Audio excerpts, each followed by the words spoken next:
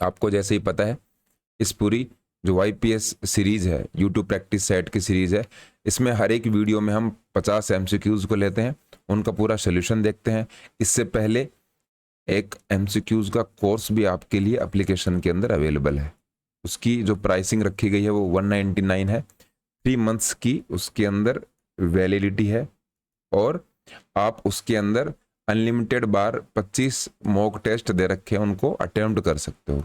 इसके साथ साथ आपको PDF भी मिलेगी, जिसमें जो क्वेश्चंस आपने सॉल्व किए हैं उन क्वेश्चंस का यहाँ पर कंसेप्ट समझने में हेल्प मिलेगी।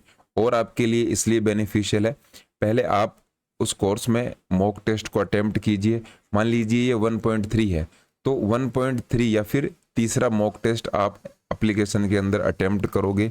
उसके बाद में जब ये वीडियो देखते हो तो जिन क्वेश्चंस में आपको डाउट है, जो क्वेश्चन आपके समझ में नहीं आया है, वो इस वीडियो के अंदर आपका सॉल्व हो जाएगा, करेक्ट हो जाएगा और आपका वो कंसेप्ट है वो सही तरीके से आपके समझ में भी आ जाएगा। इस तरीके से ये सीरीज हम चला रहे हैं। ये मॉक टेस्ट का कोर्स अगर आपको लेना है तो डिस्क्रिप्शन में इसका लिंक आपको मिलेगा, वहां पर क्लिक करके डायरेक्ट कोर्स को अवेल कर सकते हो। स्टार्ट करते हैं वीडियो को। सबसे पहला क्वेश्चन क्या है, 10 किलोमीटर दौड़ करने से किस शारीरिक क्षमता का पता चलता है। फिजिकल एबिलिटी की बात हो रही है कि ये फिजिकल एबिलिटी, आप 10 किलोमीटर दौड़ते हो तो 10 किलोमीटर दौड़ने में आपको सबसे ज़्यादा तो क्या ज़रूरत पड़ती है, आप लंबे समय तक दौड़ोगे। तो लंबे समय तक दौड़ते हो तो आपकी स्पीड का एनालिसिस नहीं हो सकता, क्योंकि ऐसा कोई भी पर्सन नहीं है जो 10 किलोमीटर तक या फिर 10 किलोमीटर लंबी दौड़ को बिना थके हुए एक ही स्पीड से दौड़ पाए। स्ट्रेंथ का रनिंग के अंदर इतना इस्तेमाल नहीं होता, फ्लेक्सिबिलिटी इस्तेमाल होती है लेकिन मुख्य रूप से नहीं होती। तो एंडोरेंस आपका इसके अंदर करेक्ट आंसर हो जाएगा। एंडोरेंस होता भी यही है कि आपको थकान आ चुकी है, फटीग के बाद भी आप कोई फिजिकल एक्टिविटी को कंटिन्यू करते चले जाते हो, उसको बोलते हैं एंडोरेंस या फिर सहनशीलता। मोटापा कम करने के लिए कम से कम कितने समय का नियमित अभ्यास लाभदायक होता है। ऐसा बहुत बार देखा है कि हमें ओबेसिटी या फिर मोटापा कम करना है, तो मोटापा कम करने के लिए हमें कितने घंटे या फिर कितने मिनट कम से कम एक्सरसाइज करनी चाहिए। यहाँ ऑप्शंस के अंदर अगर हम जाएं तो यहाँ पर 10 मिनट, 30 मिनट, 70 मिनट और 90 मिनट का टाइम दे रखा है। जनरली ये देखने में आता है कि जब आप एक्सरसाइज करते हो 30 से 40 मिनट, 40 मिनट तक का टाइम हमें ये कहा गया है कि इससे ऊपर जब आप एक्सरसाइज करोगे, उस एक्सरसाइज में आपकी जो ओबेसिटी है, मोटापा है, चर्बी है, वो कम होना स्टार्ट होती है। उससे पहले जब आप एक्सरसाइज करते हो, मान लीजिए 30 मिनट तक आपने एक्सरसाइज करी, तो 30 मिनट्स तक आपने जो खाना खाया है, उस खाने से जो कार्बोहाइड्रेट आपके शरीर के अंदर या फिर आपकी मसल्स के अंदर स्टोर है, वहां से बॉडी को एनर्जी मिलनी शुरू होती है। बॉडी के अंदर चर्बी या फिर मोटापे में कोई भी उसमें कमी नहीं आएगी। अगर आप 30 या 40 मिनट से ज़्यादा एक्सरसाइज को कंटिन्यू करते चले जाते हो, तब आपका मोटापा कम होगा। इसीलिए कहते हैं कि आप मान लीजिए 200 मीटर 5 बार भाग गए और आप भयंकर तरीके से थक गए, पसीना आ गया और आप सोचने लग गए कि मेरा मोटापा कम हो जाएगा। इससे मोटापा कभी कम नहीं होगा। इसके बजाय आप नॉर्मल जॉगिंग कर रहे हो, बहुत तेज भी नहीं भाग रहे, नॉर्मल जॉगिंग करते हो और वो जॉगिंग आपकी रहती है 35 से 50 मिनट तक। इसमें आपको थकान ज़्यादा होगी भी नहीं, लेकिन आपकी बॉडी लगातार 35 से 50 मिनट एक्टिवेट है, काम कर रही है लगातार, उसमें आपका मोटापा कम होगा। ऑप्शंस के अकॉर्डिंग 30 मिनट्स दे रखा है, तो ये हमारा आंसर करेक्ट हो जाएगा। यहाँ पर अगर 40 या 35 मिनट्स दिया होता तो वो भी आपका करेक्ट आंसर होता। नेक्स्ट है, निम्न में से क्या डोपिंग के अंतर्गत नहीं आता है। तो सबसे पहले तो आपको ये समझना है कि डोपिंग क्या होता है। तो हम अगर कंपटीशंस की बात करें, जो एथलीट्स होते हैं वो ऐसे सब्सटेंस या फिर ऐसे पदार्थ अपने बॉडी के अंदर ले लेते हैं। ये पदार्थ आपके टैबलेट के रूप में हो सकते हैं, मेडिसिन के रूप में हो सकते हैं, इंजेक्शन हो सकता है, या फिर कई बार एक और डोपिंग हमें देखने को मिलती है, ब्लड डोपिंग। अपना ब्लड एक बार वो स्टोर कर लेते हैं, उसके बाद में कंपटीशन के टाइम पर अपने बॉडी के अंदर वापस वो डाल लेते हैं। इस तरीके से डोपिंग की जाती है। ये डोपिंग बैन कर रखी है, डोपिंग आप नहीं कर सकते। क्यों नहीं कर सकते? क्योंकि इससे आपकी जो परफॉर्मेंस है वो बढ़ जाएगी। तो परफॉर्मेंस तो बढ़ाने के लिए कंपटीशन करते हैं, डोपिंग को बैन क्यों कर दिया? इसको इसलिए बैन कर दिया क्योंकि आपकी जो परफॉर्मेंस है वो नेचुरली होनी चाहिए। नेचुरली आप कोई भी वर्ल्ड रिकॉर्ड तोड़ते हो, कोई प्रॉब्लम नहीं है। लेकिन आपने कोई टैबलेट, कोई इंजेक्शन, कोई मेडिसिन लेकर अगर उस टूर्नामेंट के अंदर पार्टिसिपेट किया है तो आपको बैन कर सकते हैं। इस तरीके से आप इस डोपिंग को समझ सकते हो। डोपिंग का मतलब यही है, आप आर्टिफिशियली, आप कृत्रिम रूप से अपनी परफॉर्मेंस को बढ़ाने के लिए बाहर से जो सब्सटेंस या फिर जो पदार्थ ग्रहण करते हो, इनटेक करते हो, जो पदार्थ आप लेते हो, उसको डोपिंग कहा जाता है। 4 ऑप्शंस आपको दे रखे हैं। 4 ऑप्शंस में से डोपिंग के कैटेगरी में कौन सा नहीं आता? सबसे पहला ऑप्शन है ड्यूरेटिक्स। ये डोपिंग के अंदर आता है। बहुत सारे खिलाड़ी अपना वेट कम करने के लिए ड्यूरेटिक्स का इस्तेमाल करते हैं। वेट कम करने का मतलब क्या है? जैसे मान लीजिए रेसलिंग हो गया, ये कुछ ऐसे गेम है जिसके अंदर आपका जो वेट है वो इम्पोर्टेंट होता है। जैसे कि हमने देखा था लास्ट ओलंपिक में हमारी एक एथलीट थी, वो 100 या 200 ग्राम वेट की वजह से बाहर हो गई थी। वेट का इतना बड़ा रोल होता है। तो प्लेयर क्या करते हैं, जब उनका वेट तोलने के लिए उनको बोला जाता है तो वो ड्यूरेटिक्स का इस्तेमाल कर देते हैं। ड्यूरेटिक्स में क्या होता है, आपकी बॉडी के अंदर जो पानी है, वाटर आपकी बॉडी के अंदर 70% होता है। ड्यूरेटिक्स का इस्तेमाल होने से आपकी बॉडी के अंदर पानी की एकदम से कमी आ जाती है। उससे क्या होगा, आपका वजन कम होगा जब आप उस वजन को तुलवाने जाते हो, और फिर जब कंपटीशन होता है तो वापस आप अपने बढ़े हुए वेट के साथ खेल सकते हो। इस तरीके से पहले किया गया तो उसको आइडेंटिफाई कर लिया गया डोपिंग एजेंसीज के द्वारा, इसलिए ड्यूरेटिक्स को बैन कर दिया गया। अब नेक्स्ट है बेटा ब्लॉकर्स। बेटा ब्लॉकर्स क्या है, आपकी जो हार्ट बीट है उसको स्टेबल कर देते हैं। ऐसे बहुत सारे गेम है, जैसे कि हम बात करें शूटिंग। शूटिंग एक ऐसा गेम है जिसमें अगर आपका हाथ हिलेगा तो सही तरीके से आप टारगेट नहीं कर पाओगे। जब बेटा ब्लॉकर्स आप ले लेते हो, उससे आपकी जो हार्ट बीट है वो एकदम नॉर्मल हो जाती है। इससे क्या होता है, आपका हाथ अगर वाइब्रेट भी कर रहा था पहले, करना बंद कर देता है। इतना ये इस तरीके से काम करती है। ड्यूरेटिक्स और बेटा ब्लॉकर्स के नुकसान भी हैं। ड्यूरेटिक्स लेने से आपकी बॉडी के अंदर कई बार इतनी पानी की कमी हो जाती है कि खिलाड़ी मर भी जाता है। बेटा ब्लॉकर्स में यही होता है, हार्ट बीट कम होने की बजाय रिएक्शन उल्टा कर देती हैं तो बढ़ भी जाती हैं, हार्ट अटैक भी हो सकता है। नेक्स्ट है अफीम। अफीम को भी बैन किया गया है। अफीम बिल्कुल लेना अलाउड नहीं है। अफीम लेने से आपकी बॉडी के अंदर थकान ही नहीं होगी, आप लगातार काम करते रहोगे और फिजिकल एक्टिविटी करते रहोगे। थकान आपकी बॉडी में होनी जरूरी है, क्योंकि आपको ये पता लग जाता है कि मुझे यहाँ पर रुकना है। अगर आप नहीं रुकोगे और अफीम लेकर आपने कोई फिजिकल एक्टिविटी करी है, उससे निश्चित रूप से आपकी बॉडी को नुकसान ही होगा।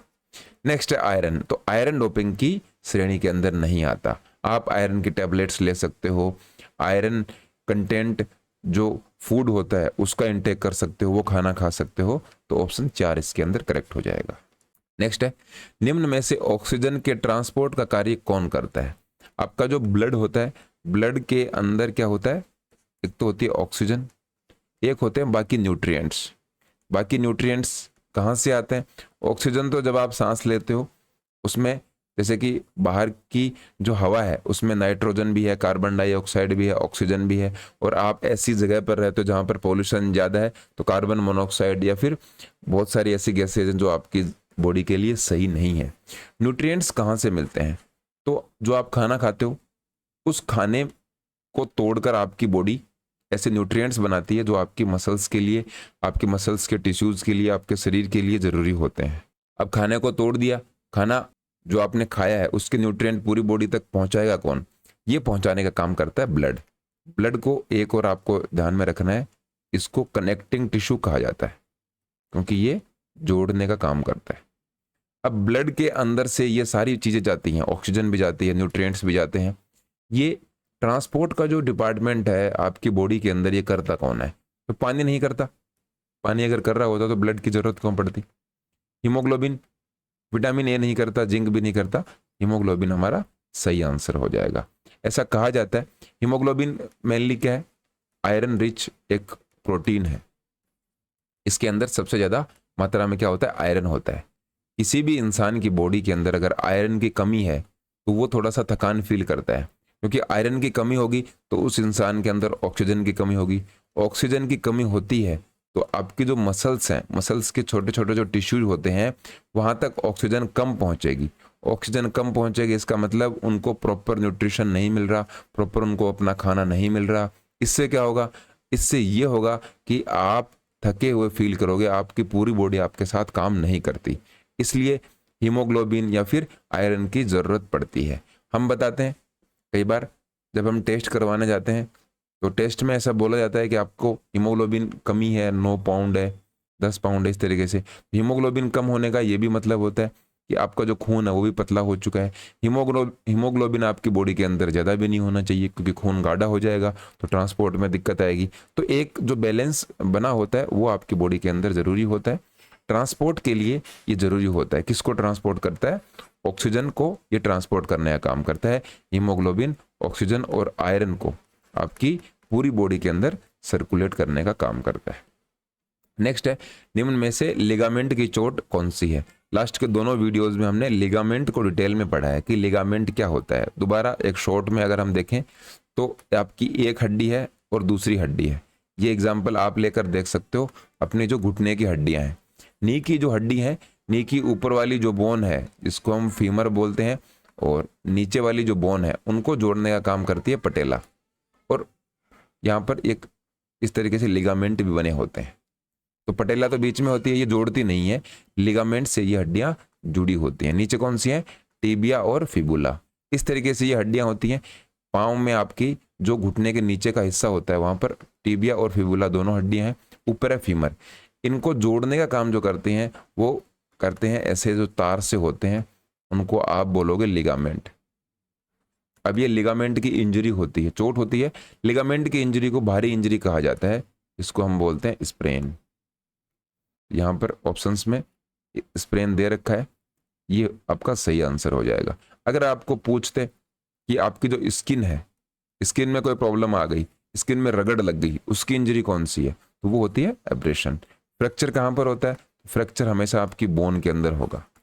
बोन में टूटना फूटना ये सब हो जाता है। फ्रैक्चर कई सारी टाइप का होता है, normal fracture, compound fracture, communicated fracture, इस तरीके से अलग अलग इसके टाइप होते हैं।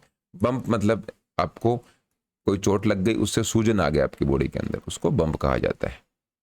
खेलों में लगने वाली चोटें, उनका उपचार एवं पुनः स्थापन का अध्ययन किस विषय में किया जाता है? स्पोर्ट्स की इंजरीज हैं, उनका ट्रीटमेंट और उनका रिहेबिलिटेशन। रिहेबिलिटेशन का मतलब है जैसे कि आपको कोई चोट लग जाती है, चोट लगने के बाद आपकी बॉडी जब रिकवरी में चल रही होती है, तो उस चोट लगने से पहले मान लीजिए आपकी कंडीशन बढ़िया थी, तो वापस उसी कंडीशन में आने की जो प्रोसेस है उसको रिहेबिलिटेशन कहा जाता है।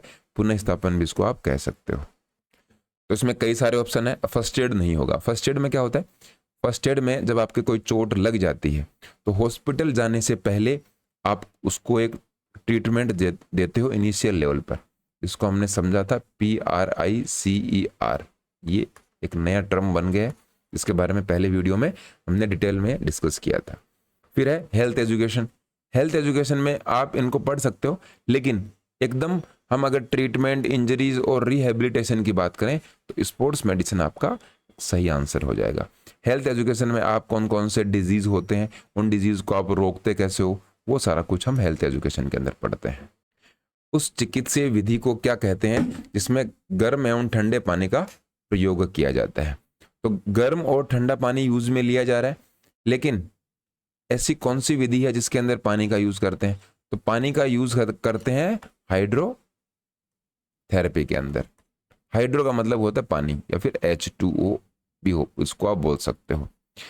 पहला है क्रायोथेरेपी। क्रायोथेरेपी, फिर कॉन्ट्रास्ट बाथ। कॉन्ट्रास्ट बाथ इसका करेक्ट आंसर हो जाएगा। क्रायोथेरेपी में क्या होता है? एकदम एक्सट्रीम कोल्ड में आपको थेरेपी दी जाती है, कोल्ड थेरेपी होती है। कॉन्ट्रास्ट बाथ में दोनों पानी का यूज करते हैं। पहले इनमें ध्यान में रखना है, पहले ठंडा पानी काम में लिया जाएगा, उसके बाद होता है हॉट वाटर। दोनों ही पानी काम में लिए जाते हैं, ठंडा गरम, इस तरीके से ऑल्टरनेट ये थेरेपी चलती है। स्टीम बाथ में क्या होता है? जो पानी है उसकी स्टीम बन जाती है, भाप बन जाती है, उसका इस्तेमाल किया जाता है। सोना बाथ भी एक टाइप है।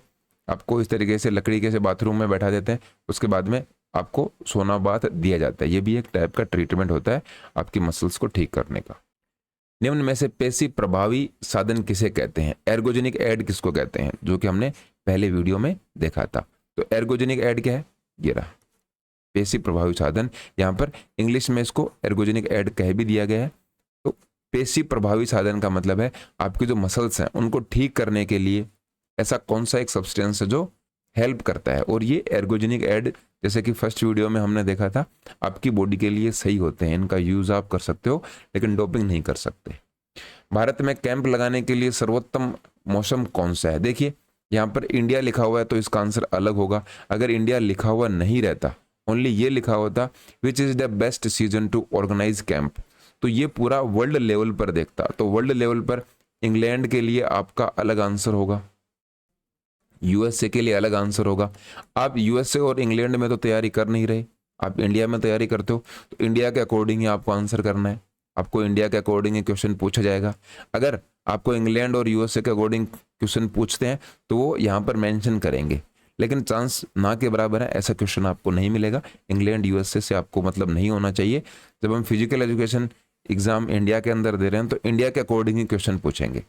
तो इंडिया में बेस्ट सीजन कौन सा होता है? सबसे पहले बात करें ग्रीष्म ऋतु या फिर समर, गर्मी का मौसम इंडिया के अंदर अगर हम कैंप लगाते हैं तो आपकी हालत खराब हो जाएगी, बाल पूरे ही एकदम बाल ही जल जाएंगे, आपकी स्किन में इतनी ज़्यादा प्रॉब्लम आ जाएंगी, उस कैंप को आप कर ही नहीं पाओगे। फिर है रेनी सीजन, बारिश के मौसम में, हल्का अगर बारिश का मौसम है तो ठीक है, लेकिन बारिश जब ज़्यादा गिरनी स्टार्ट हो जाती है तो ऐसा कोई भी कैंप नहीं है जो ठहर पाएगा, ये भी बहुत मुश्किल है। और सर्दियाँ, स्पेशली नॉर्थ इंडिया की अगर हम बात करते हैं, नॉर्थ इंडिया में सर्दियाँ इस तरीके से पड़ती हैं कि आपका जो सर्वाइव करना है वही मुश्किल हो जाएगा। फिर बात करते हैं स्प्रिंग या फिर बसंत ऋतु। बसंत ऋतु एक ऐसा सीजन है जहाँ पर ना तो बहुत ज़्यादा गर्मी पड़ती है, न बहुत ज़्यादा ठंड पड़ती है। ये मौसम इंडिया के लिए सबसे सूटेबल है अगर आप कैंप लगाना चाहते हो तो। अब इसका मतलब ये नहीं हुआ कि सर्दियों में कैंप नहीं लगते, गर्मियों में कैंप नहीं लगते, कैंप जरूर लगते हैं। बहुत सारे एनसीसी के कैंप आप मई जून के अंदर देखते हो। इसका मतलब ये नहीं है कि सर्दी गर्मी और रेनी सीजन में कैंप नहीं होंगे, बिल्कुल होंगे, लेकिन बेस्ट सीजन पूछा गया है आपसे, तो बेस्ट सीजन 4 ऑप्शंस में से एक बताना है, तो आपको एक आंसर देना है, वो आपका हो जाएगा बसंत ऋतु। नेक्स्ट है एलएनआईपी में पोस्ट ग्रेजुएट डिग्री कब से आरंभ हुई? एलएनआईपी के बारे में आपको पता होगा, 1857 की क्रांति हुई थी। उस क्रांति के अंदर जो रानी लक्ष्मीबाई हैं, उन्होंने अपनी अच्छी खासी भूमिका निभाई थी। उनके नाम से, तात्या टोपे के नाम से हम 1857 को याद करते हैं। तो रानी लक्ष्मीबाई है, उनको या फिर उनके द्वारा की गई क्रांति को जब 100 साल हो जाते हैं 1957 के अंदर, तो LNCPE की स्थापना की गई, Laxmibai national college of physical education, Gwalior के अंदर इसकी स्थापना की गई। यहाँ पर नाम LNIP दे रखा है, ये नाम बाद में चेंज कर दिया गया था। 1957 में BPE की स्टार्टिंग हुई, बैचलर ऑफ फिजिकल एजुकेशन। फिर पहले विक्रम यूनिवर्सिटी के पास या फिर विक्रम यूनिवर्सिटी के अंडर में LNIP थी, उसके बाद में जीवाजी यूनिवर्सिटी के अंडर में चली गई। 1995 में इसको डीम्ड यूनिवर्सिटी बना दिया गया। बहुत बड़ा एक इतिहास है LNIP का। LNIP से बहुत सारे क्वेश्चन हमें एग्जाम में देखने को मिलते हैं। कोर्स में थोड़ा सा डिटेल में हमने LNIP को कवर किया है, वहां से आप इसको और अच्छे तरीके से समझ सकते हो। अब LNIP में पोस्ट ग्रेजुएशन कब स्टार्ट हुई? 1957 के 6 साल बाद 1963 में पोस्ट ग्रेजुएशन MPE स्टार्ट कर दी थी। यह आपका करेक्ट आंसर हो जाएगा। मानव शरीर को बल कौन प्रदान करता है? आपकी जो ह्यूमन बॉडी है उसको फोर्स कौन देता है? तो जॉइंट्स। तो जॉइंट्स तो आपकी मूवमेंट में काम में आते हैं। जॉइंट्स क्या करते हैं? मूवमेंट करते हैं। मसल सही आंसर हो जाएगा। हार्ट नहीं करता। हाथ फोर्स तो प्रोड्यूस करते हैं, लेकिन हाथ इसके अंदर करेक्ट आंसर नहीं हो पाएगा, क्योंकि क्योंकि यहाँ पर मसल भी दे रखा है। तो मसल्स आपके हाथ में भी होती हैं, आपके लेग में भी होती हैं। पाँव की मसल्स हैं वो भी पावर प्रोड्यूस करती हैं, आपकी पेट की मसल्स पावर प्रोड्यूस करती हैं, आपके जो बैक की मसल्स हैं वो भी पावर प्रोड्यूस करती हैं। तो हाथ पावर प्रोड्यूस जरूर करता है, लेकिन हाथ के साथ और आपकी पूरी बॉडी ही पावर प्रोड्यूस करती है। इन सभी में कॉमन क्या है? कॉमन आपकी है मांसपेशियां। मसल्स कॉमन है, क्योंकि हर एक बॉडी पार्ट में आपकी जो मसल्स या मांसपेशियां हैं वो जरूर होती हैं। संवेग न्यूटन के किस नियम से संबंधित है? मोमेंटम की बात हो रही है, इसको संवेग संरक्षण का नियम भी कहते हैं, लॉ ऑफ मोमेंटम भी कहते हैं। ये न्यूटन का दूसरा नियम है, सेकेंड लॉ ऑफ मोशन है, और जिसको आप डिनोट करते हो F = ma। F इसके अंदर है फोर्स, M है मास और A है एक्सेलरेशन। इस तरीके से इसको आपको समझना है। जॉगिंग शूज के सोल में जो काली पट्टी होती है उसका क्या महत्व है? जो आप जॉगिंग शूज या फिर इनको आप रनिंग शूज बोल सकते हो, उनमें एक ब्लैक स्ट्रिप लगी होती है। आप चेक करोगे अपने स्पोर्ट्स शूज के नीचे एक काली पट्टी लगी हुई है। क्या कारण है उसका? सबसे पहला तो वजन बढ़ाता है, तो ये तो नहीं हो सकता। स्पोर्ट्स शूज जो महंगे आते हैं उनमें आपको वजन कम मिलेगा। दूसरा है सजावट के लिए, तो सजावट अगर स्पोर्ट्स शूज की बात करें तो सजावट का उसमें मेरे हिसाब से ध्यान कम रखा जाता है, क्योंकि सजावट के बजाय आपकी सेफ्टी सिक्योरिटी ज़्यादा इंपॉर्टेंट है। तीसरा है जूता मुड़ने में आसानी होती है, ये हो सकता है क्योंकि यहाँ पर काली पट्टी रबर की हो सकती है, ये एक आंसर हो सकता है। चौथा क्या है, घर्षण से उत्पन्न गर्मी को रोकता है, प्रिवेंट्स हीट फ्रॉम फ्रिक्शन, तो ये आंसर सही लग रहा है क्योंकि जब आप दौड़ते हो तो आपका जूता बार बार सरफेस पे नीचे टिकता है, तो वहां से एक हीट प्रोड्यूस होती है, वो हीट आपके पाँव के तलवे तक ना आए उसको रोकने के लिए ये काली पट्टी लगाई जाती है। फोर्थ ऑप्शन आपका करेक्ट हो जाएगा। इस तरीके से आपको आंसर को करना है। जो भी क्वेश्चन में आंसर या फिर ऑप्शंस दिए हुए हैं उनमें 2 या फिर 3 बिल्कुल नहीं हो सकते, उनको क्रॉस कर दीजिए, फिर 2 में से एक को आपको थोड़ा सा अटेम्प्ट करने में इजी हो जाएगी कौन सा आपका आंसर हो सकता है। नेक्स्ट है, दाएं कान के नीचे स्पर्श करके हृदय दर किस धमनी से पता लगाई जाती है? आपका जो राइट ईयर है उसके नीचे एक पल्स लगी होती है, उस पल्स को लगाकर हम क्या डिनोट करते हैं या फिर क्या नोट करते हैं? एक आर्टरी है जिसको हम आप पल्सेज भी बोल सकते हो, तो कैरोटिड आर्टरी, रेडियल, कोरोनरी और पोर्टल। पोर्टल नाम की कोई आर्टरी नहीं होती, कोरोनरी आर्टरी आपके हार्ट के अंदर होती है।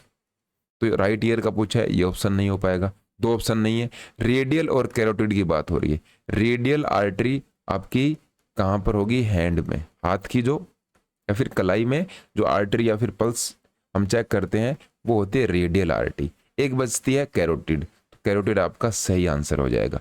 याद करने का सिंपल सा तरीका है, सी से कैरोटिड है और आप हिंदी में इसको कान भी बोलते हो, तो ये आपके कान पे हो जाएगी। रेडियल आपके हाथ में होती है, रिस्ट में होती है, तो रेडियल है। और रिस्ट की स्पेलिंग W से स्टार्ट होती है लेकिन बोलने में रिस्ट आता है, R से रेडियल और R से रिस्ट, इस तरीके से इनको आप याद कर सकते हो। कोरोनरी, कोरोनरी तो आप हार्ट में जब पढ़ते हो तो कोरोनरी आर्टरी वगैरह आप वैसे ही पढ़ लेते हो, इस तरीके से आपको ये याद हो जाएगी। कई टाइप की आर्टरीज हैं, डिटेल में जब हम समझेंगे तो इनके बारे में आपको पता लग जाएगा। बॉल एंड सॉकेट जोड़ में किस प्रकार की गति होती है? बॉल एंड सॉकेट जॉइंट हमारी बॉडी में 2 जगह तो मुख्य रूप से पाया ही जाता है। पहला कौन सा है? आपका शोल्डर, मतलब आपके कंधे में, ये हो गया पहला। दूसरा कहाँ पर मिलता है? आपका जो हिप का जॉइंट है वहां पर होता है। हिप के जॉइंट में आपकी जो फीमर बोन है वो जुड़ी हुई होती है। किस तरीके से होता है ये? इस तरीके से, ये एक खोखली सी जगह होती है और यहाँ पर एक बॉल लगी होती है, नीचे आपकी हड्डी होती है। ये बॉल पूरी इस तरीके से घूम सकती है, ये यहाँ से यहाँ तक घूम जाती है, यहाँ से यहाँ तक घूम जाती है। आप अपना हाथ घुमा कर देखिए, अपना पैर घुमा कर देखिए, कितना ज़्यादा वो मूवमेंट कर लेता है। इस प्रकार का जॉइंट या फिर इस टाइप का जॉइंट है वो होता है बॉल एंड सॉकेट जॉइंट। तो फ्लेक्शन और एक्सटेंशन लास्ट वीडियो में हमने देखा था, तो फ्लेक्शन और एक्सटेंशन बॉल एंड सॉकेट में आराम से आप कर सकते हो। रोटेशन एंड सरकमडक्शन, रोटेशन मतलब एक ही एक्सिस पर आप गोल गोल उसको घुमा सकते हो, तो ये बात ठीक है।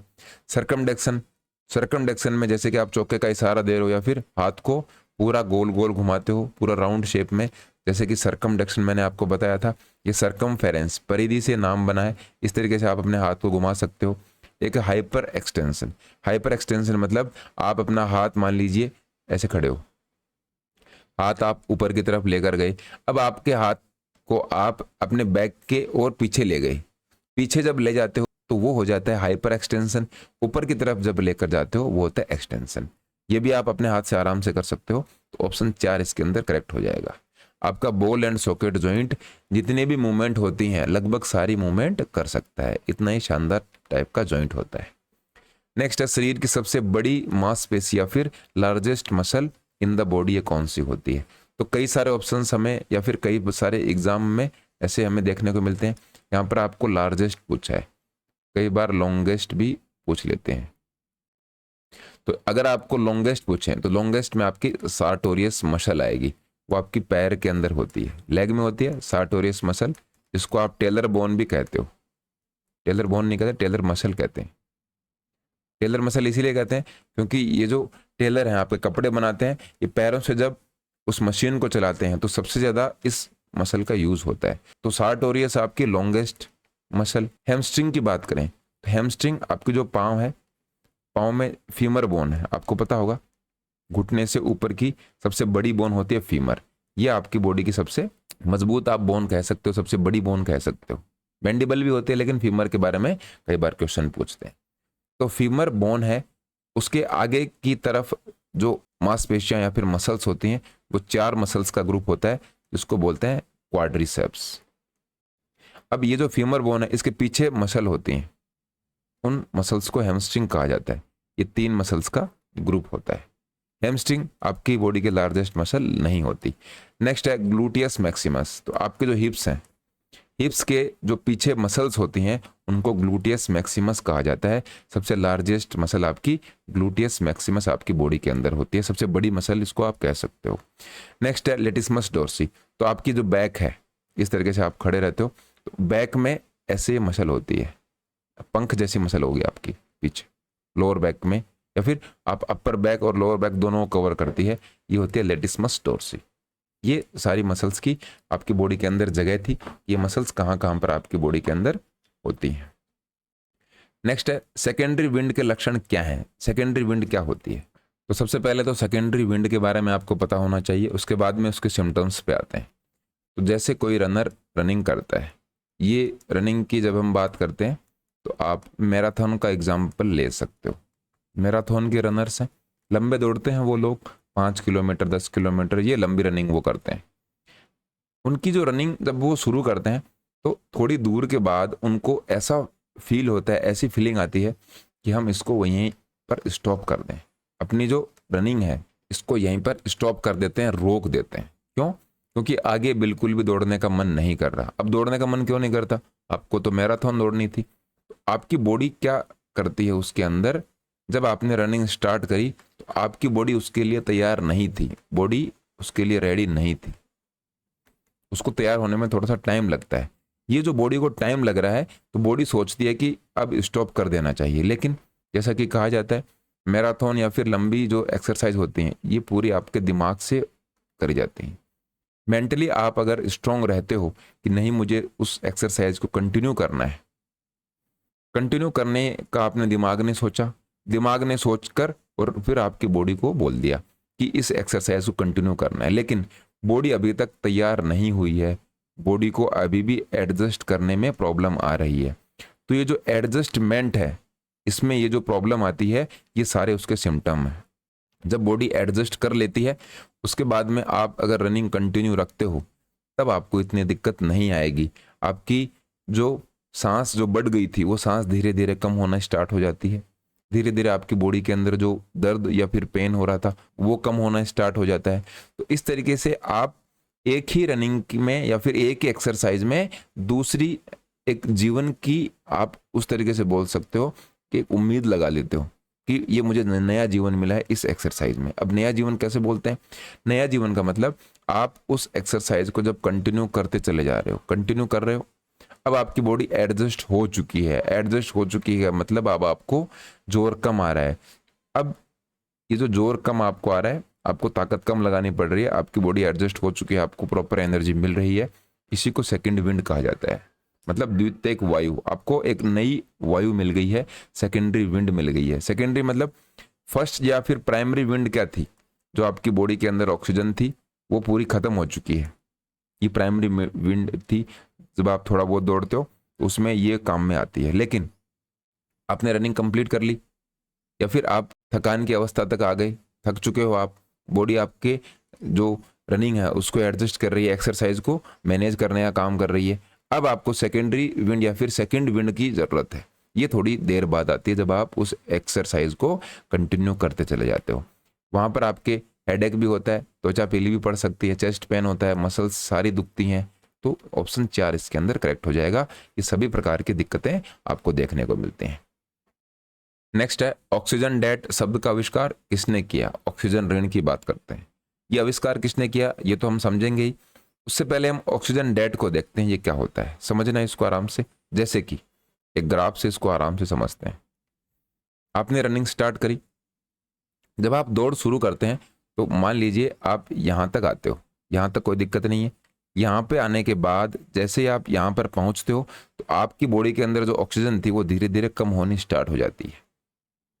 उससे पहले आप VO2 मैक्स को समझिए, VO2 मैक्स मतलब V का मतलब होता है वॉल्यूम, वॉल्यूम का मतलब आयतन, O2 का मतलब ऑक्सीजन मैक्स मतलब मैक्सिमम।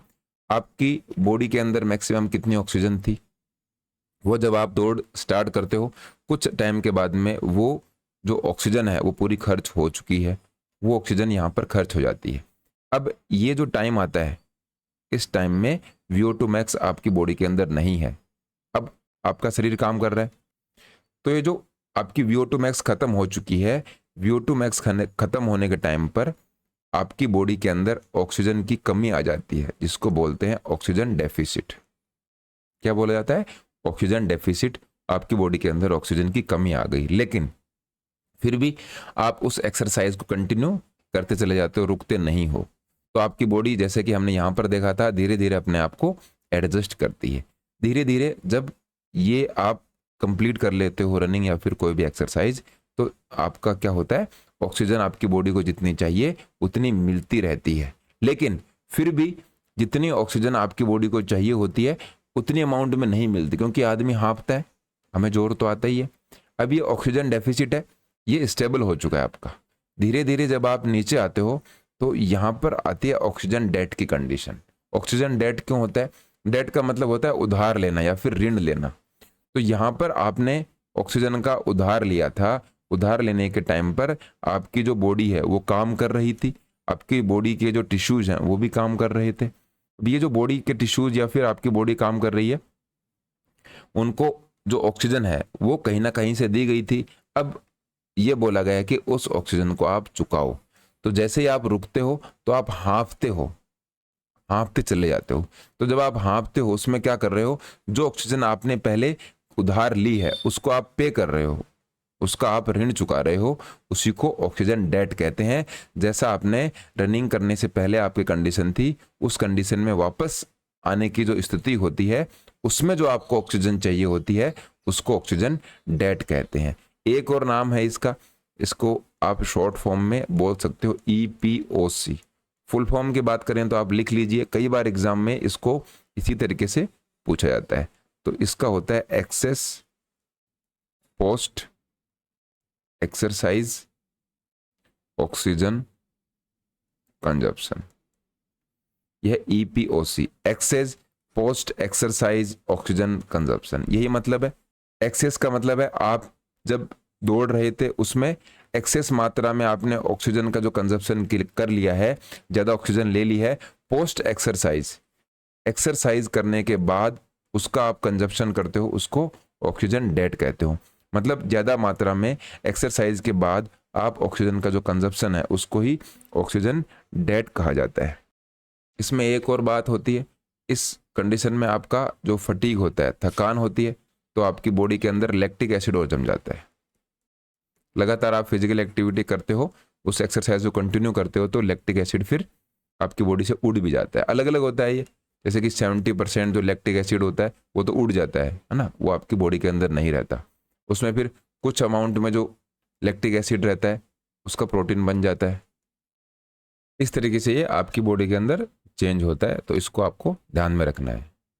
और इसका आंसर देख लेते हैं। ऑक्सीजन डेट का आविष्कार A.V. हिल ने किया था, इस शब्द का आविष्कार किया था उन्होंने। ये जो प्रोसेस है ये तो पहले से ही चलती आ रही थी। नेक्स्ट है, मनोरंजन क्रियाओं का मुख्य उद्देश्य क्या है? What is the main objective of recreational activities? Recreation के बारे में हमने समझा था, जब आप पूरी मेंटली या फिर फिजिकली एग्जॉस्ट हो जाते हो तो अपनी खोई हुई एनर्जी को वापस प्राप्त करने के लिए, तो ये तो आपका पहला ही ऑप्शन करेक्ट हो जाएगा, टू रिगेन लॉस्ट एनर्जी। निम्नलिखित क्रियाओं में से कौन सी मनोरंजन नहीं मानी जाती? तो चार ऑप्शंस आपके सामने। मनोरंजन क्या नहीं माना जाएगा? टिकट इकट्ठी करना, ये आपका मनोरंजन हो सकता है। क्रिकेट खेलना हो सकता है, आप ताश खेलते हो, ये हो सकता है। योगासन करना आपका मनोरंजन नहीं हो सकता, क्योंकि आप मनोरंजन के तरीके से योगासन नहीं कर सकते, ये एक सीरियस एक्टिविटी है। मनोरंजन के अंदर अगर जाओगे तो दिक्कत हो सकती है। ऑप्शन 4 इसमें करेक्ट हो जाएगा। रक्तचाप उपचार के लिए सबसे ज्यादा कौन सा आसन कारगर है? मोस्ट इफेक्टिव आसन के बारे में पूछा है कि ब्लड प्रेशर को ट्रीट करने के लिए। तो ब्लड प्रेशर या तो हाई होता है या फिर लो रहता है। हाई और लो रहता है, हमारा रहना चाहिए बिल्कुल stable. Blood pressure 180, blood pressure 120 और 80 के बीच में रहना चाहिए, यह है 120। सिस्टोलिक और डायस्टोलिक, यह है सिस्टोलिक और यह डायस्टोलिक। अब यहाँ पर ये किस तरीके से रहेगा, ऐसे कौन सा आसन है जो करने से होगा, तो पद्मासन करने से फर्क नहीं पड़ेगा, शलभासन की एक अलग तरीके होते हैं, शीर्षासन अच्छा आसन है लेकिन ब्लड प्रेशर में हेल्प नहीं करता, शवासन इसका करेक्ट आंसर है। ब्लड प्रेशर के लिए ये एग्जाम में कई बार क्वेश्चन पूछा गया है, ध्यान में रखना इसको। आसन किस प्रकार के योग के अंतर्गत आते हैं, तो ये हमने बात कर ली थी कि जब आप योगा करते हो तो, और योगा में आसन है, ये आसन है, आसन करने से क्या होगा, आपकी बॉडी के अंदर बेनिफिट तो मिलता है लेकिन आपकी बॉडी को प्रॉब्लम भी होती है, या फिर ऐसा कहें आपकी बॉडी को जोर आता है। ये जोर आने के लिए आपको जबरदस्ती करनी पड़ती है, आपकी बॉडी से आपको हट करना पड़ता है, इसलिए हट योगा के अंदर इसको इंक्लूड किया गया है। एक ऑप्शन आपका करेक्ट हो जाएगा। जॉर्ज विलियम ने किस वर्ष वाईएमसीए की स्थापना करी, तो वाईएमसीए की स्थापना जॉर्ज विलियम ने करी थी 1920 के अंदर। कहां पर, मद्रास में। इसको आप अभी चेन्नई बोलते हो, लेकिन ये बात किसकी हो रही है, ये बात हो रही है इंडिया की। यहां पर तो 1920 ऑप्शन ही नहीं है, तो यहां पर करेक्ट आंसर हो जाएगा 1844, और ये उन्होंने करी थी इंग्लैंड के अंदर। वाईएमसीए इंग्लैंड से आया, यंग मैन क्रिश्चियन एसोसिएशन इसका फुल नेम है, और YWCAB एक नाम आपको देखने को मिलेगा, young women Christian association. Christian लोग थे, उन्होंने इंडिया के अंदर प्रचार करने की सोची कि हम क्रिश्चियनिटी को यहाँ पर फैलाएंगे, क्रिश्चियन धर्म को यहाँ पर लागू करने की कोशिश करेंगे, लोगों को प्रचार करेंगे। इसके साथ साथ इंडिया के अंदर फिजिकल एजुकेशन का क्या बोल सकते हैं स्टार्टिंग हुई थी, और इसको स्टार्टिंग करने वाले थे HC बक। तो HC बक को father of Indian physical education भी कहा जाता है। ये YMCA के पहले हेड थे, प्रिंसिपल थे, जिन्होंने इसको स्टार्ट किया था। तो ये YMCA के बारे में थोड़ी सी जानकारी थी। कंडीशनिंग और रिफ्लेक्स थ्योरी किसने दी थी, तो कंडीशनिंग और रिफ्लेक्स थ्योरी इवान पावलोव ने दी थी। पावलोव ने किसके ऊपर एक्सपेरिमेंट किया था, तो डॉग के ऊपर एक्सपेरिमेंट किया था। कुत्ते को एक बार खाना दिया, फिर घंटी बजाई, फिर उसकी रिफ्लेक्सेस चेक की, ये सारी बातें हमने साइकोलॉजी का जो पोर्शन है उसमें डिटेल में समझ रखी है। आधुनिक मनोविज्ञान अध्ययन का संबंध किससे है, तो मॉडर्न जो साइकोलॉजी है उसका अध्ययन किससे है, तो साइकोलॉजी जब इसकी हिस्ट्री या फिर इतिहास की बात करें, सबसे पहले साइकोलॉजी के बारे में कहा गया कि ये मन का विज्ञान है। मन के बारे में, मन के बाद में इसको कहा गया कि ये चेतना का विज्ञान है, कॉन्शियसनेस का विज्ञान है। इसके बाद में कहा गया नहीं, ये तो आत्मा का विज्ञान है। तो मन, चेतना, आत्मा, इनका सीक्वेंस मैं आगे पीछे बता सकता हूँ, लेकिन इन तीनों को पहले साइकोलॉजी ने माना था कि मन का विज्ञान है, चेतना का विज्ञान है, आत्मा का विज्ञान है।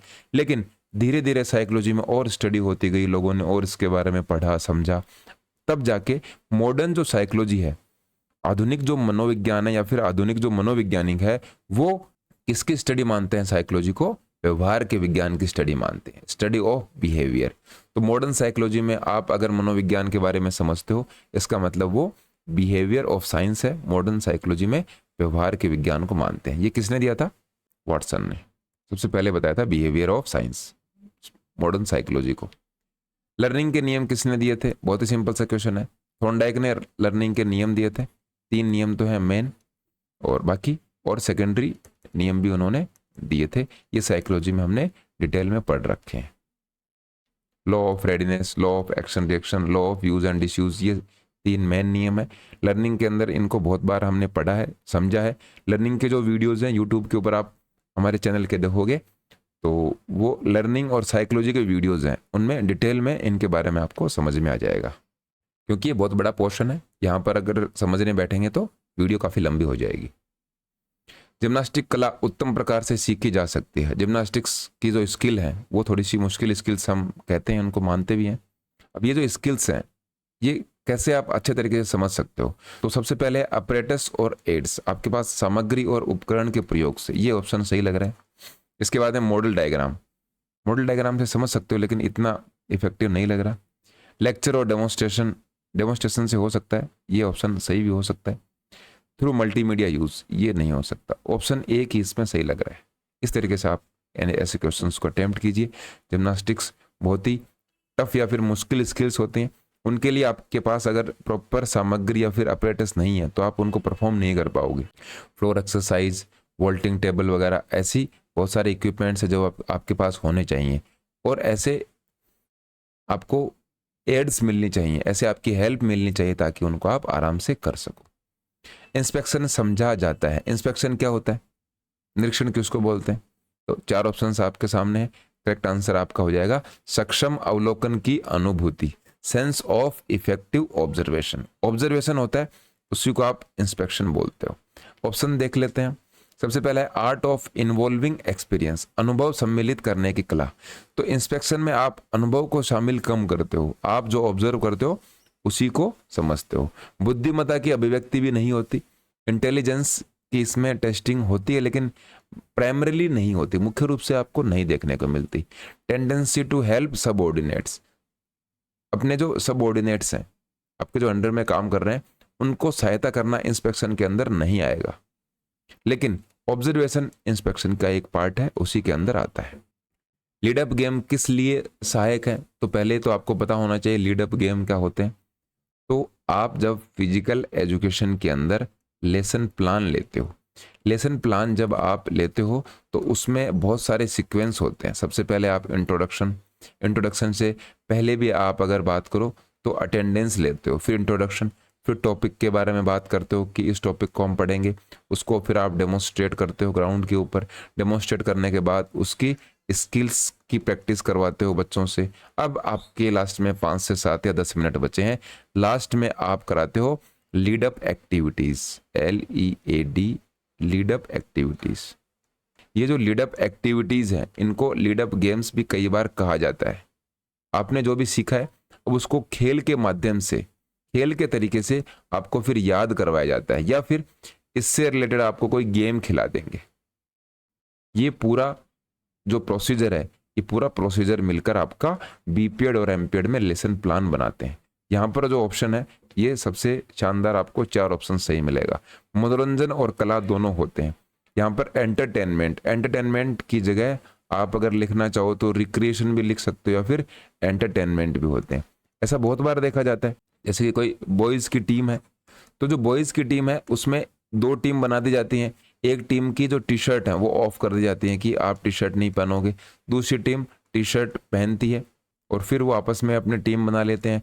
कैसे भी, जैसा आप चाहो, लेसन प्लान के लास्ट में ये एक्टिविटीज आप करा सकते हो। उनको लीड अप एक्टिविटीज या फिर लीड अप गेम्स कहा जाता है। नेक्स्ट है किस प्रशिक्षण विधि में एरोबिक और एनएरोबिक दोनों ऊर्जा प्रणाली का उपयोग किया जाता है? एरोबिक और एनएरोबिक दोनों की बात हो रही है। एरोबिक का मतलब ऑक्सीजन की प्रेजेंस में, ऐसी एक्टिविटीज जो ऑक्सीजन की प्रेजेंस में की जाती हैं, जैसे कि लॉन्ग डिस्टेंस की जो रनिंग है, जैसे कि आप बात करो 5 किलोमीटर, 3 किलोमीटर की रनिंग भी इसके अंदर आ गई, ये एरोबिक एक्टिविटीज हैं। एनएरोबिक में छोटी स्प्रिंट होती हैं, 100 मीटर की आपने स्प्रिंट लगा ली, 200 मीटर हो गया, 400 मीटर हो गया, ये एनएरोबिक है।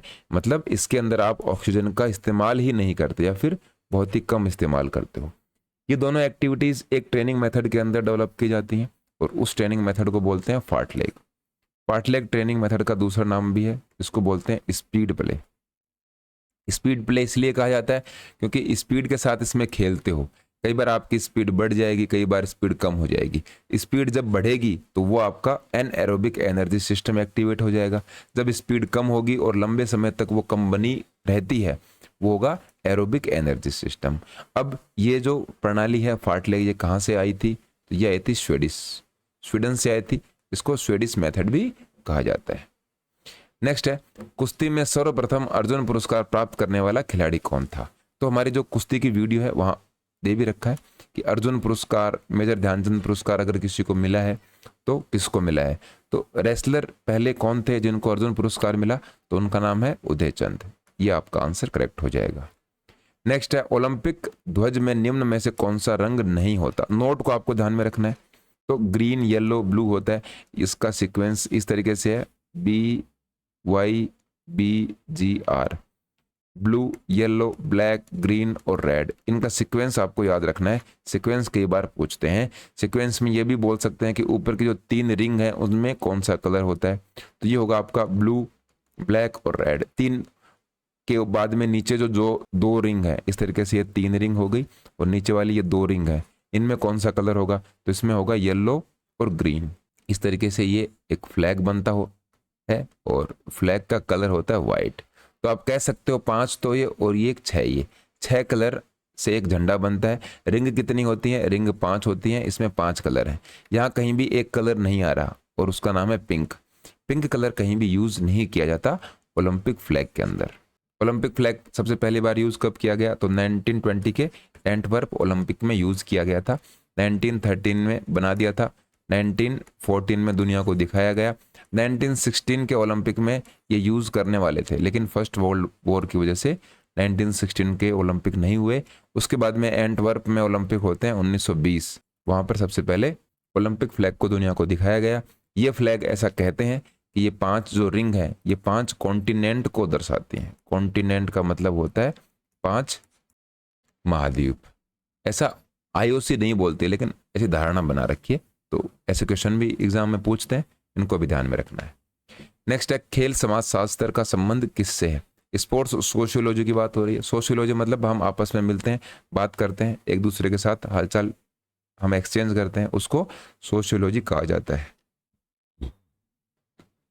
तो 4 ऑप्शन में ये ऑप्शन सबसे सही लग रहा है सोशियोलॉजी के लिए।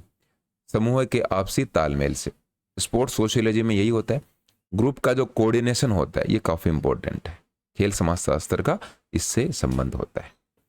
नेक्स्ट है निम्नलिखित में से कौन शारीरिक दक्षता और स्वस्थता के विकास में सहयोग नहीं करता? तो आपकी जो फिजिकल फिटनेस है और फिजिकल हेल्थ है, 4 ऑप्शंस में से ये बताना है कि कौन सा हेल्प नहीं करता। तो आप अगर डेली एक्सरसाइज करते हो तो आपकी फिटनेस और हेल्थ बनी रहेगी। तो यहाँ पर नोट लिखा हुआ है, कौन सा नहीं करता वो ऑप्शन हमें चूज करना है।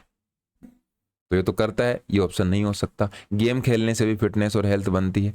आप रीडिंग करते हो और writing about physical education, physical education के बारे में लिखते हो और पढ़ते हो, तो इससे आपकी नॉलेज बढ़ जाएगी। फिजिकल एजुकेशन से आपके एग्जाम भी क्लियर हो जाएंगे, आप नौकरी लग जाओगे, पैसे कमा लोगे, सारी बातें हो जाएंगी। लेकिन आपकी जो फिजिकल फिटनेस है और फिजिकल हेल्थ है वो इंप्रूव नहीं होगी। ये ऑप्शन आपका सही हो जाएगा। योग करने से भी फिटनेस और हेल्थ बढ़ती है। इस तरीके से क्वेश्चंस को आप अटेम्प्ट कीजिए। नेक्स्ट है प्रथम श्रेणी का उत्तोलक क्या बढ़ा सकता है? तो फर्स्ट क्लास का जो लीवर होता है उसमें एक साइड तो होती है फोर्स, बीच में होती है एक्सिस और लास्ट में होता है रेसिस्टेंस। फोर्स को कई जगह एफर्ट भी कहते हैं, एक्सिस को फलकम कहते हैं और जो रेसिस्टेंस है उसको लोड कहते हैं। तो इनका सीक्वेंस EFL इस तरीके से आप याद कर सकते हो। ये होता है first class lever. Second class lever में इस तरीके से होता है फोर्स, रेसिस्टेंस और एक्सिस। फोर्स को आप क्या कहते हो? एफर्ट कहते हो। रेसिस्टेंस को लोड कहते हो और एक्सिस को फलकम कहते हो। ये आपका हो जाएगा second class lever. Third class lever क्या होता है? पहले रेसिस्टेंस आता है, फिर फोर्स आता है और लास्ट में एक्सिस आती है। अब रेसिस्टेंस को क्या बोलते हैं? लोड बोलते हैं। फोर्स को आप क्या बोल सकते हो? फोर्स को आप एफर्ट बोल सकते हो और ये जो एक्सिस है इसको आप बोल सकते हो फलकम। ये होता है थर्ड क्लास लीवर। तो ये सीक्वेंस आप याद कर लीजिए, EFL, ELF और LEF। ये LEF लिखा हुआ है, इसको आप ऐसे भी लिख सकते हो FEL, ये आपके ऊपर है। बीच में आपका जो एफर्ट या फिर फोर्स है वो होना चाहिए। कई बार इनको आप याद करोगे तो याद हो जाएंगे, EFL, ELF, LEF, EFL, ELF, LEF। इस तरीके से इनको आप याद कीजिए, आपके क्लियर हो जाएंगे। प्रथम श्रेणी उत्तोलक फर्स्ट क्लास लीवर के बारे में पूछ लिया। तो फर्स्ट क्लास लीवर में बीच में आपका फलकम होता है। बीच में आपका जब भी एक्सिस होगा उससे क्या होगा? उससे एक तो आपकी स्पीड अच्छी होती है। स्पीड जैसे कि एक जो झूला होता है उसमें दोनों साइड आदमी बैठते हैं, इस तरीके का एक झूला है।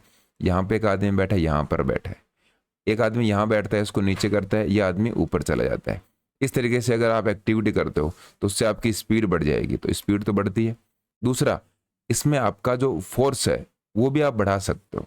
जैसे कि यहाँ पर वेट ज़्यादा लगा दिया तो ये बहुत ऊपर चला जाएगा और जल्दी से ऊपर चला जाएगा। यहाँ पे अगर आपने और ज़्यादा वेट कर दिया तो ये नीचे आएगा, तो अब की बार ये ऊपर चला जाएगा।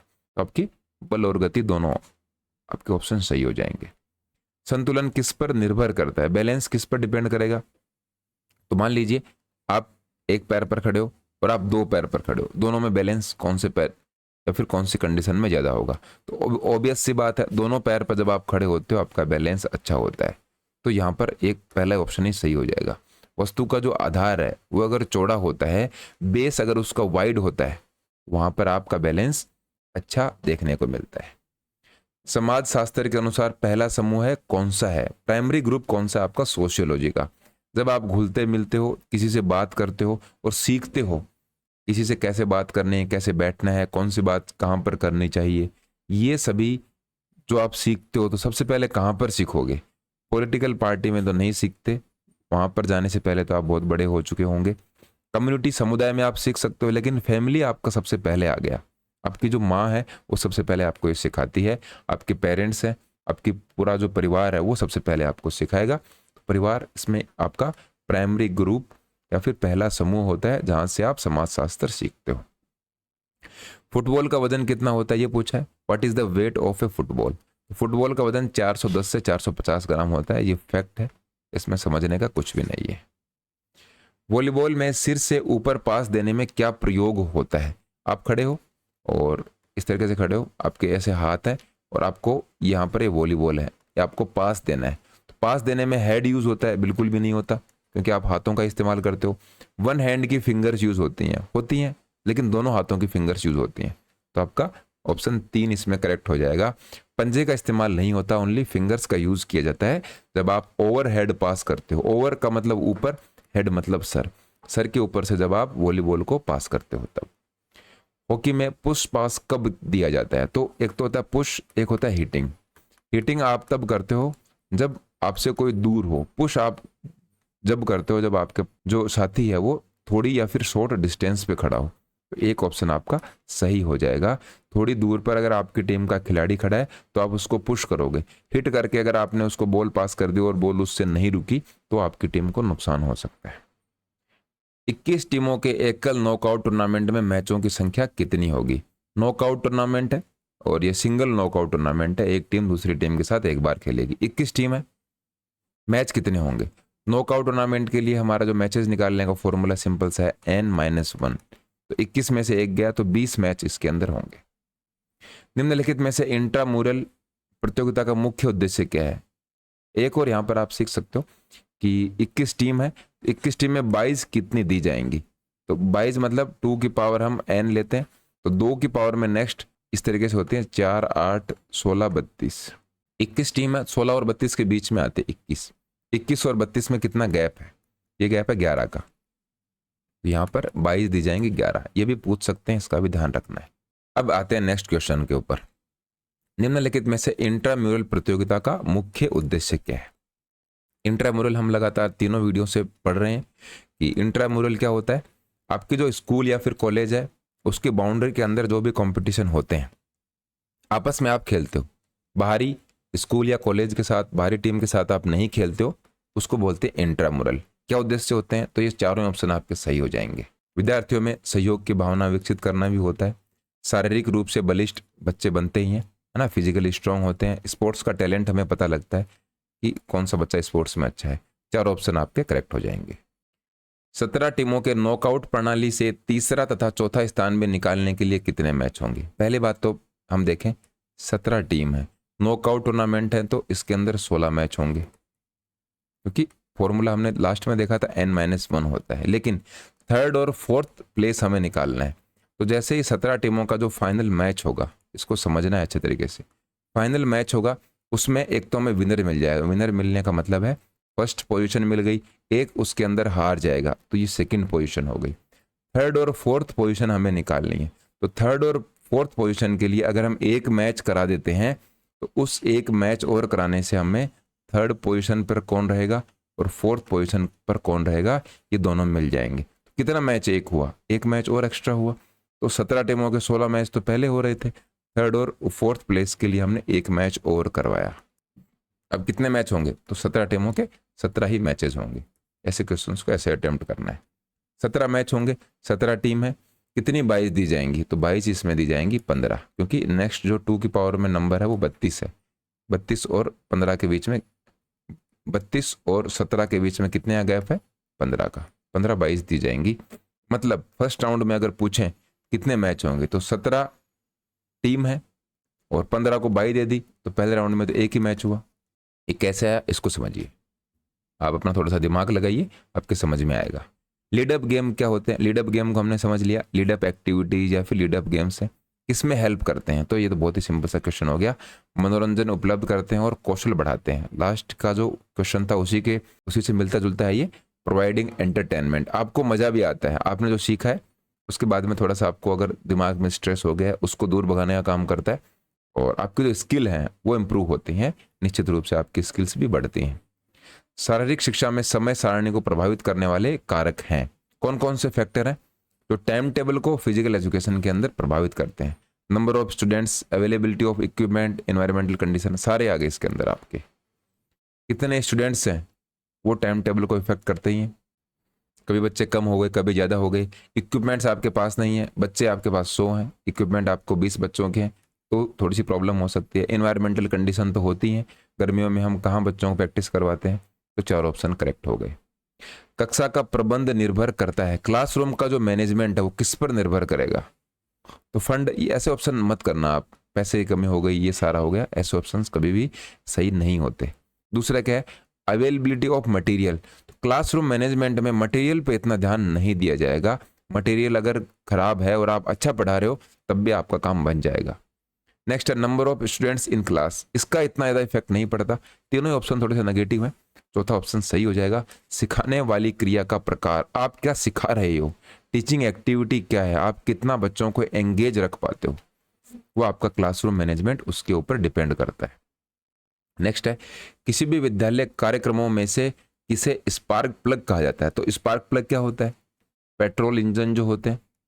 अब ये पेट्रोल इंजन की बात यहाँ पर कहाँ से आ गई? तो पेट्रोल इंजन आपको समझना जरूरी है। जब भी आप गाड़ी स्टार्ट करते हो तो गाड़ी स्टार्ट होने के लिए आपकी जो इंजन होता है, इंजन के अंदर एक सिलेंडर होता है, उसके ऊपर स्पार्क प्लग लगा होता है। स्पार्क प्लग अगर नहीं जलता है, स्पार्क प्लग ने अगर कोई भी काम नहीं किया, उसमें थोड़ा सा स्पार्क अगर नहीं हुआ तो आपका इंजन स्टार्ट नहीं होगा। तो आपकी गाड़ी बहुत महंगी है, बहुत आपने खर्चा किया है, लाखों करोड़ों की गाड़ी है, स्पार्क प्लग अगर खराब है तो गाड़ी स्टार्ट नहीं होगी, इंजन स्टार्ट नहीं होगा, आप कहीं पे जा ही नहीं पाओगे। इसका क्या मतलब हुआ? गाड़ी के अंदर स्पार्क प्लग बहुत जरूरी है, सही होना चाहिए, उसके ऊपर कार्बन जमा नहीं होना चाहिए। ये तो बात हो गई गाड़ी की। यहाँ पर एजुकेशन में हम इसको किस तरीके से यूज करेंगे, विद्यालय या फिर स्कूल में कैसे यूज करेंगे? तो देखिए, स्कूल में 4 ऑप्शन में से सबसे ज्यादा जरूरी क्या है कि उसके बिना काम चलेगा ही नहीं? तो सबसे पहला है सिलेबस। तो सिलेबस तो जरूरी तो है, लेकिन उसके बिना काम चल जाएगा। बच्चों का आप अगर बिना सिलेबस भी कुछ पढ़ाते हो तो भी काफी काम चल जाता है। बिल्डिंग का तो रोल है ही नहीं। इंडिया में बहुत सारी जगह, बहुत सारे गवर्नमेंट स्कूल्स इस तरीके से चल रही हैं कि बिल्डिंग्स के नाम है, बस दीवार खड़ी है, बिल्डिंग्स का कोई मतलब नहीं है। फिर स्टूडेंट्स तो जरूरी है ही, तो स्पार्क प्लग वो हो तो सकते हैं, लेकिन टाइम टेबल आपका इसके अंदर करेक्ट आंसर हो जाएगा। अब स्टूडेंट्स क्यों नहीं होंगे? क्योंकि आप किसी भी विद्यालय कार्यक्रम या फिर स्कूल प्रोग्राम की बात करते हो। स्कूल प्रोग्राम का मतलब है आप पढ़ा रहे हो, कब उनका लंच होगा, कब सारी एक्टिविटीज होंगी, उनमें स्टूडेंट्स तो होंगे ही। तो स्टूडेंट्स तो उसके अंदर ऐसा हो गया कि स्कूल में टीचर्स भी हैं, टीचर्स स्पार्क प्लग हो गए, तो इनके बिना काम बिल्कुल भी नहीं चलेगा। जैसे कि गाड़ी है, तो आपके पास गाड़ी ही नहीं है तो आप स्पार्क प्लग की बात क्यों करोगे? इस तरीके से इसको समझिए। आपके पास कार है, कार होने के बाद आपको क्या चाहिए वो इंपॉर्टेंट है। तो ये सारे जो कार हैं, कार के जो टायर हैं, ये सारी चीजें स्टूडेंट्स और टीचर्स होते हैं। इनको चलाएगा कौन? स्पार्क प्लग तो चलाने का काम करता है। तो बिल्डिंग, स्टूडेंट, सिलेबस, ये सारे चल जाएंगे, लेकिन इनको स्टार्ट कौन करेगा? इनको स्टार्ट करेगा आपका टाइम टेबल। एक स्कूल के अंदर 30 टीचर्स हैं और 11th-12th तक सभी क्लासेस के 2-2 सेक्शन बने हुए हैं। टाइम टेबल किसी भी टीचर के पास नहीं है, किसी भी क्लास के पास नहीं है, और 30 टीचर्स को बोल दिया कि जाओ क्लासेज में जाओ। कौन सा टीचर कौन सी क्लास में जाएगा, कितने बजे जाएगा, कौन से पीरियड के अंदर जाएगा, कितने टाइम पढ़ाएगा, कैसे डिसाइड करोगे आप? बहुत मुश्किल हो जाएगा। इसलिए टाइम टेबल सबसे ज़्यादा जरूरी होता है। स्पार्क प्लग आपकी स्कूल का वही होगा। बहुत इंपॉर्टेंट क्वेश्चन है, एग्जाम में पूछते हैं ऐसे, ध्यान में रखना इसको। अंतर सदनीय प्रतियोगिताएं किसके लिए महत्वपूर्ण है? इंटर हाउस कॉम्पिटिशन्स की बात हो रही है।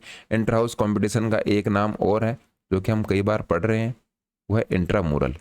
इसको इंटर हाउस कॉम्पिटिशन भी कहते हैं।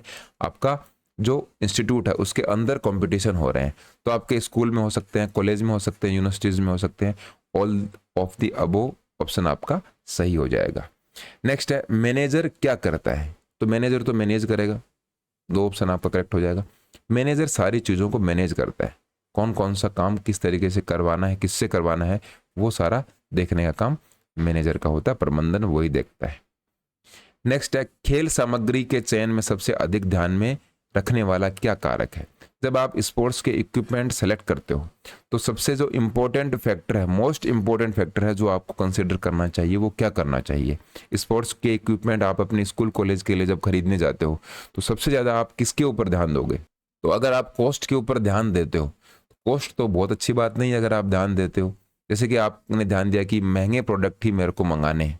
महंगे प्रोडक्ट ज़रूरी नहीं है कि वो अच्छे ही हों, या फिर आपको ये लगा कि मैं सस्ते प्रोडक्ट लेके जाऊँ। सस्ते प्रोडक्ट अगर आप लेकर जाते हो तो वो थोड़े दिनों में टूट फूट जाएंगे, बच्चे उनको अच्छे तरीके से यूज़ ही नहीं कर पाएंगे।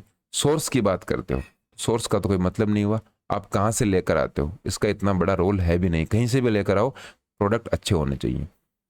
ये दोनों ऑप्शन तो बिल्कुल नहीं होंगे। तीसरा और चौथे ऑप्शन में डाउट हो सकता है कि उनकी उपयोगिता कितनी है। तो जब आप स्पोर्ट्स इक्विपमेंट का यूज़ करते हो, ऐसा बिल्कुल भी नहीं है कि कोई भी स्पोर्ट्स इक्विपमेंट आपके लिए यूज़फुल नहीं होगा, कोई ना कोई तो यूज़फुल होंगे। तो उपयोगिता आपका एक ऑप्शन बन सकता है।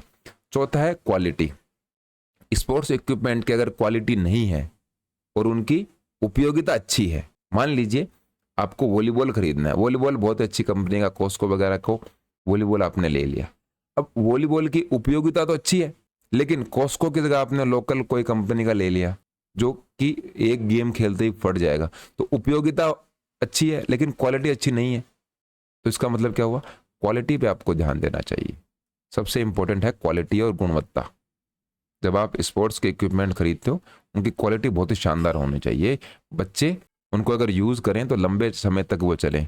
थोड़ा सा अगर कॉस्ट उनकी ज़्यादा लगती है तो कोई बात नहीं, क्वालिटी में कॉम्प्रोमाइज़ नहीं करना है स्पोर्ट्स इक्विपमेंट जब आप खरीदने जाते हो। तो ये थे अपने 50 क्वेश्चंस और 1.3 मतलब जो YPS हमारा कोर्स है उसके ये 3 वीडियोस हमने कंप्लीट कर लिए हैं। आपने अगर मॉक टेस्ट दिया है इससे पहले 3 नंबर का मॉक टेस्ट दिया है तो आप चेक कीजिए जाकर, और फिर यहाँ पर आप कमेंट्स में बताइए कि आपके कितने नंबर आ रहे हैं, कितने मार्क्स आ रहे हैं। क्योंकि कोर्स के अंदर जो कि 199 का आपको दिया गया है स्पोर्ट्स इंजीनियर एप्लीकेशन के ऊपर, उसमें पहले ही सारे जो मॉक टेस्ट हैं आपको दे रखे हैं, उनको आप अटेम्प्ट कीजिए। अटेम्प्ट करने के बाद इन वीडियोस को देखते हो तो आपके सारे कंसेप्ट क्लियर होते हैं।